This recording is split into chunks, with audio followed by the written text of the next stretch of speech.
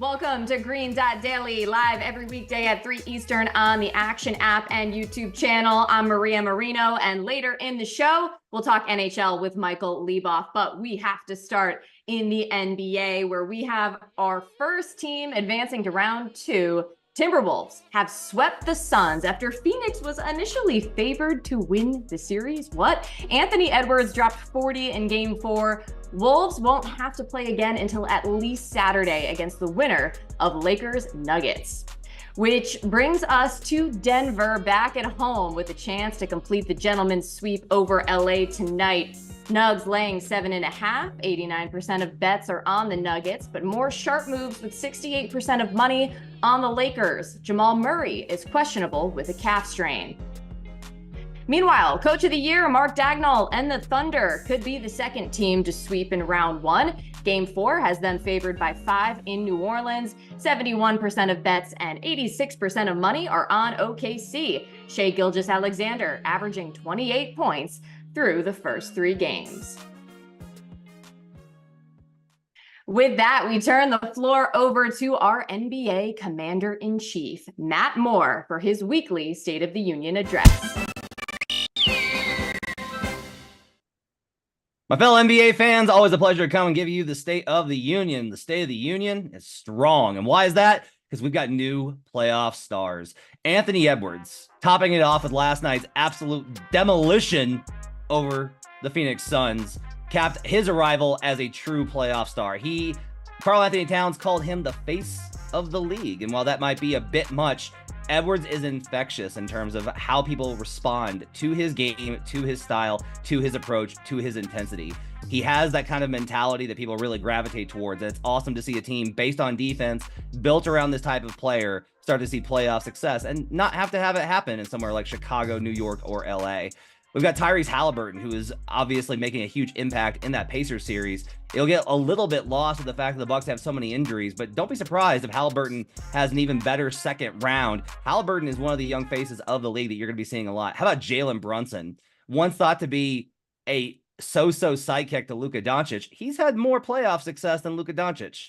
Look it up. It's a true story. Also, how about him setting the playoff record for scoring for a Knicks player? That's crazy. Given the Knicks' history, Brunson is a certified playoff killer. And then Shai Gilgeous-Alexander, who's been phenomenal for the Oklahoma City Thunder. Everyone was like, well, the Thunder, good season, but they're probably going out in the first round. Young team. Nope. They are stomping on the Pelicans. No Zion, but Shai has been absolutely cold-blooded, especially down the stretch of these games. He's looked like the more collected player, especially compared to Brandon Ingram. It's not all good, though. There's always some bad. And as always, I'm here to once again talk about a Kevin Durant team, once again being a disaster. Oh, the Suns. KD might get traded again. Again! Why are we going to keep doing this? Let's go back and through this. KD clashed with Scotty Brooks. He wound up getting fired. They brought in Billy Donovan. KD leaves. He goes to Golden State. He clashes with Steve Kerr, 4-time NBA champion, just as a coach, Steve Kerr. He leaves Golden State. He goes to Brooklyn. He gets Kenny Atkinson fired. He brings in Steve Nash. He gets Steve Nash fired. He goes to Phoenix. He gets Monty Williams fired. And now Frank Vogel is supposedly going to be scapegoated. There has not been a run of eliminations like this in some time in the NBA. KD is knocking people out left and right, but it's only his own coaches. KD legitimately might be out. There's already reports that he was unhappy mid-season. There was reports immediately after the Suns were eliminated on Sunday night that he was unhappy with the offense. By the way, Kevin Young, offensive coordinator for the Suns, took a BYU job late last week. What a coinkydink. Bradley Beal has a no-trade clause, can't move him. And I will tell you this, the vultures are going to circle on Devin Booker. Suns fans are going to be like, no way, we're not doing it. It is not in your control. That's not how the NBA works anymore. The question is what Devin Booker wants. And Devin Booker's rep by CAA. If you know anything about the NBA, you know there's a certain team in New York with strong ties to CAA. Don't be surprised if that noise picks up, whether it's fair or not. The Suns are a disaster. They tried to build a super team. They should have built a real team, and now they're paying the price. Oh, man, I have a lot to say on this. I think there are two aspects. There's the Durant aspect and then the Suns as a whole. But let me start with KD. I'm in the New York area. You don't have to remind me about the era in Brooklyn and what could have been. And by the way, the 2022 sweep of the Celtics over the Brooklyn Nets, and now Kevin Durant involved in another sweep. It just doesn't look good for somebody who's considered, probably one of the greatest scorers. I'm even hesitating saying like one of the greatest of all time. Everything was laid out for him. And it's a shame because I have grown to respect him so much as a hooper and as a person, but his legacy just keeps taking hit after hit after hit. And when we think of him, we think of winning in Golden State, but him sort of joining this already championship caliber team. And then, now he has played on 3 teams in the last 6 seasons. So I don't know what to do about Durant and what's next for him personally. But as far as the Suns are concerned, I think you made a great point about almost like trying to shortcut a way to a championship. They had a really good thing going there, and I understand it wasn't perfect. They had their issues with Monty Williams, but they were still contending, and they were doing better than what you're seeing the last 2 seasons, or at least this season. And I think there's a temptation when you're close to say, hey, let's trade for the aging stars, the expensive stars, to try to get over that hump. And we're seeing just after example of that's not working because you're sacrificing the depth, you're sacrificing your future in terms of draft capital, and financially you're in a mess. So, I mean, the Suns are, to use your word, a disaster right now. But let's move ahead to what we have coming up tonight as far as the action, and that includes the Lakers. They're still showing some signs of life. What do you make of these Lakers, Matt? Yeah, I gotta ask, are the Lakers live? I understand no team's ever come back from 3-0. I get that. No team had come back from 3-1 in the finals either until LeBron did it. No team had won in a bubble before LeBron did it. So there's no team had taken a team from the play-in tournament to the conference finals before LeBron did it. Jamal Murray's questionable for Game 5 on Monday. When the Nuggets don't have their starting 5 and they're facing a team over 500, they're 7-11 straight up. They have a sub 500 record whenever any of the starting 5 is out. Doesn't matter who it is. Lakers have had double-digit lead in all 4 games of the series. They've held the lead for the majority of the series, and the Nuggets' depth is a real problem. They're getting nothing from Christian Brown. They're getting nothing from Reggie Jackson. They're getting nothing from Peyton Watson. The Lakers have no more playable players in this series. The Lakers are 80-1 to win the Western Conference. I think they're live in this series. If they win Game 5, if they get out of Denver with a win, all of the pressure starts to build up on Denver for a team that, coming off of a title race, tired, worn down, and starting to lose some of the answers. Anthony Davis has been a monster in the last couple of games, and LeBron is somehow powering his way through. We'll see what happens, but I think the Lakers genuinely are live, not only to win the series, but if they get out of this one, I think they're live to make a run in the Western Conference. I know that it sounds crazy, but that's just how it goes. Sometimes history never happens until it does. Right, but the all crucial game tonight, and am I reading you right? Are you riding Lakers? Yeah, I'm betting net Lakers money line. I just think the value on this has been off all series. Look, I bet them continuously when they were blowing 20-point leads at home again, betting them again. But, came through in Game 4. Eventually, I just kind of trust the math to win out, and the Lakers are winning in the math department. The Nuggets can't shoot right now, and that's a real problem. They've had, if you look back in their game log, going back into March, they've had a lot of clunkers in terms of shooting. If they have one good shooting night, the series is over. But if they keep having nights where they can't hit threes, the Lakers in the paint are going to keep winning that battle. And they've figured out more ways to combat Denver and whittle down their options. They've taken Kentavious Caldwell-Pope and Aaron Gordon mostly out of the series offensively, making it into Jamal Murray, Jokic, and MPJ. They'll live with MPJ. They'll do whatever they can versus Jokic. And if Murray's not 100%, like he hasn't been, what does that look like? This is a real problem for them. I'll take the Lakers on the money line. I'm also going to lay the 4.5 with the Thunder tonight. Top 2 seeds with a chance to sweep as more than a 4-point favorite in the first round. 19-6 straight up, 16-9 against the spread. So I'll lay the points with the Thunder to close it out versus the Pelicans. Wow, I like it. A little spicy with the Lakers. I do wonder about just how long does it last in terms of like the rest and fatigue factor with LeBron and AD. But I mean, the crucial thing that you said there, the record if one of the Nuggets starters is out. So you got to keep an eye on that injury report. And you mentioned Shai Gilgeous-Alexander earlier in your address, and I've been just blown away by him and the Thunder as a whole. Looking forward to that one as well. Matt Moore, our president of buckets. We appreciate you, Mr. President. Thank you. God bless you. God bless the NBA playoffs. Take a look at the leaders in three-pointers made per game so far these playoffs. You got Damian Lillard topping the list, over 5 per game, but of course he missed game 4 with an injury. Status uncertain for the rest of the series. Then you have James Harden, over 4 per game.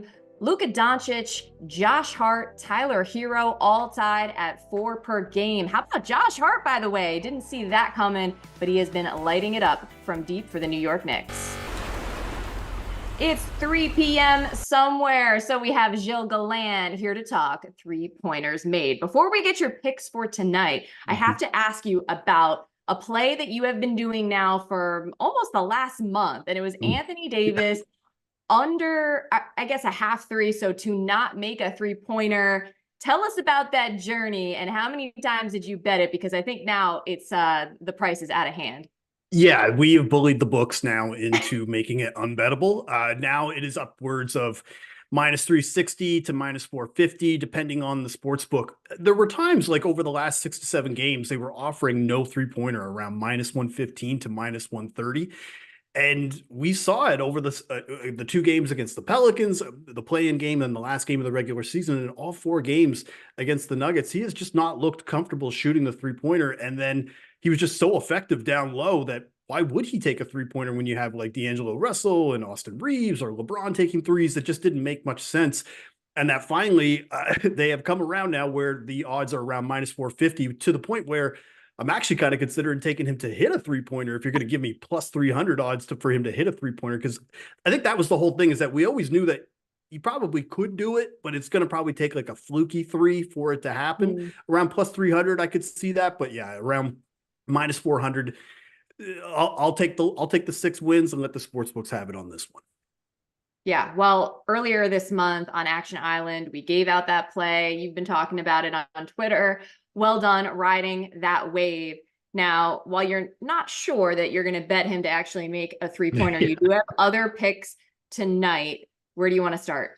Yeah, I'm going to go right to the Celtics and Heat game. And another big man, I'm going to take Kristaps Porzingis to have 2 three-pointers tonight, or over 1.5 three-pointers at minus 130. It's upwards to minus 130, minus 135. I got it at minus 120. I wouldn't play it over minus 135. But Porzingis, again, has hit this in 2 or 3 games in the series and has had success in this matchup. Even at the start of the year, if you include the regular season games, he has hit this in 5 of 6 games versus Miami.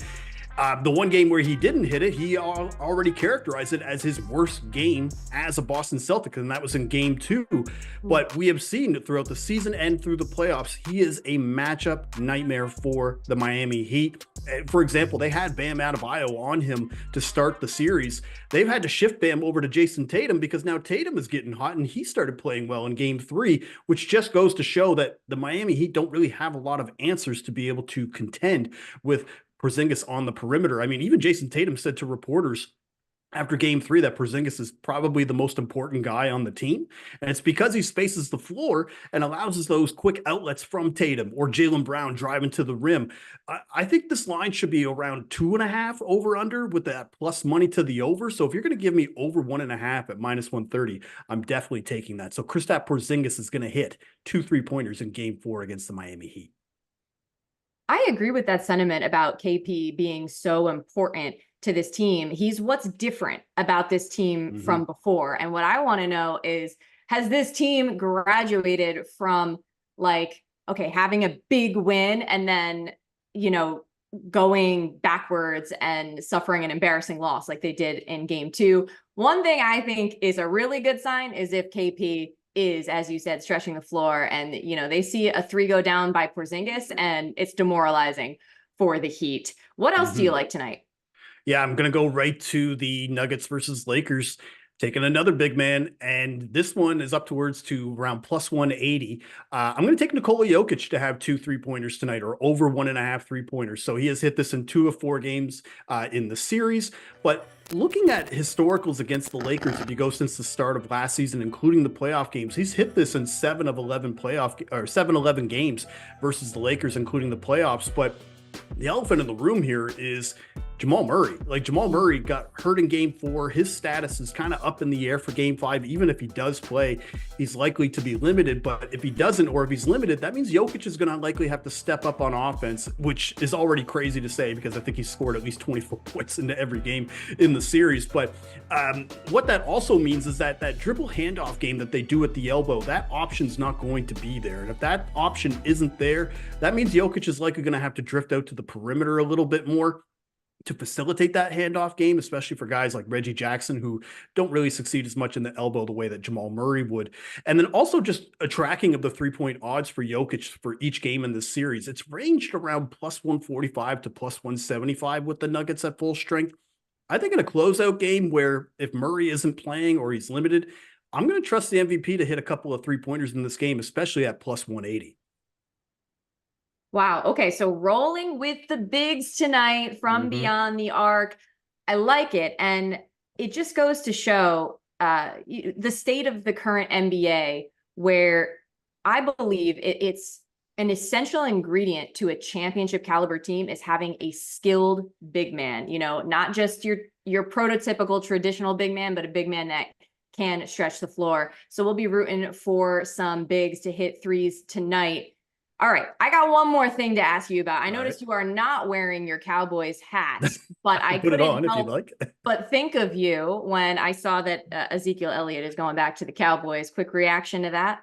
Yeah, I mean, I don't mind it. I think it's actually a low risk, high reward signing. Like, it's going to be a pretty low cap hit too, which is part of the reason why he's not still on the team, because he was a cap squeeze. Like, he had such a high cap hit from that contract that he signed. But look, if we talk about the debates of whether or not Tony Pollard was better than him, of course, Tony Pollard was definitely better than him 2 years ago. But once Tony Pollard had that leg injury against the San Francisco 49ers in that playoff game, he has really lacked burst. He was losing carries to Rico Dowdle and Malik Davis, especially at the goal line. And that's part of the reason why Tony Pollard isn't on Dallas anymore, and they let him go to Tennessee, because he's just not a very good goal line back. Like, last year, Tony Pollard had 70 red zone carries, Maria. That was second in the NFL. He only had 5 rushing touchdowns. And there were 15 players last year that had 10 or more red zone carries inside the 5-yard line last year. Guess who finished with the least amount of touchdowns? Yeah, it was Tony Pollard with only 3 touchdowns. So he could go ahead and be Tennessee's problem and bring Zeke back in, let him be a little bit better of a blocker, maybe give some more carries to Rico Dowdle, Malik Davis. Like, honestly, it wouldn't shock me if Zeke finished with 10 rushing touchdowns again, just all these goal line vulture carries. So again, I don't mind it. I'm not going to pretend like it's this needle moving move where, you see it on social media where it's like Super Bowl odds for Dallas before the Zeke signing, 25-1, Super Bowl odds for after the Zeke signing, 25-1. Exactly. Because it's not really much of a needle mover, but at the same time, I mean, if it's going to give me a reason to wear my Zeke Elliott jersey again, sure, let's do it. Right. There's some nostalgia to it. And it's also giving you a reason to think about the Cowboys. I know that you and other Cowboys fans have been avoiding the topic since the untimely playoff exit. Sorry for that jab. Gilles Gallant, it's so good to have you. Thank you. All right. Thanks a lot, Maria. Talk again soon. Over to NHL, here's a look at the updated playoff bracket. The Avalanche took a 3-1 lead yesterday with a 5-1 win over the Jets, and the Canucks forced overtime and completed the comeback in Nashville, now leading that series 3-1. And in the East, the Rangers became the first team to advance after a 4-2 win over the Capitals yesterday. Our NHL expert, Michael Leboff, joins us now. So we know the Rangers were the President's Trophy winners, obviously sweeping the Caps. Were you surprised at all by this? Not really. I thought maybe Washington would be a little bit better, but I mean, the reality was that these two teams were separated by, with 30 points in the standings and nearly 100 goals. The Capitals' goal difference, minus 37, was well known going into the playoffs. A lot of people pointed to that as a kind of like a joke and whatever. But I thought maybe Washington would be a little more stout, but they just could never get any of the games on their terms. There were too many power plays, and the Rangers are always going to make you pay for that. So I'm not surprised, I would say. A little disappointed in the Caps, but definitely think that the thought that the Rangers were full value for their sweep. Well, seeing currently plus 280 to win the East for the Rangers, Carolina, the favorite at plus 210. And speaking of, Hurricanes are up 3-1 on your Islanders. Can the Isles extend the series?